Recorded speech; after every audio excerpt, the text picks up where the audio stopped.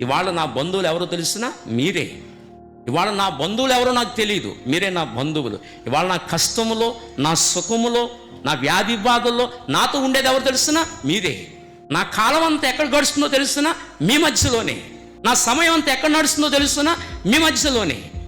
మీరే నా బంధువులు. ఇవాళ నా బంధువులు ఎవరు నాకు తెలియదు. నా సమయం అంతా మీ మధ్యలోనే ఖర్చు అవుతుంది. ఒకసారి కాపురం వెళ్ళాను, నేను చాన్నాళ్ళకి వెళ్ళాను కాపురం. ఈ సేవ బిజీలో పడిపోయి ఏదైనా కార్యక్రమాలు చెబితే నేను వెళ్ళట్లా. ఇక నా టైం అంతా సేవలోనే, ఎప్పుడు ప్రయాణాలు సేవలోనే.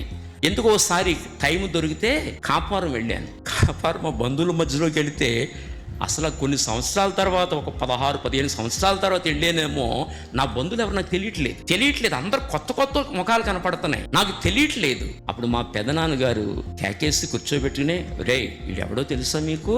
రే చిన్నమేరం భద్రం కొడుకురా, అలా పరిచయం చేశారు.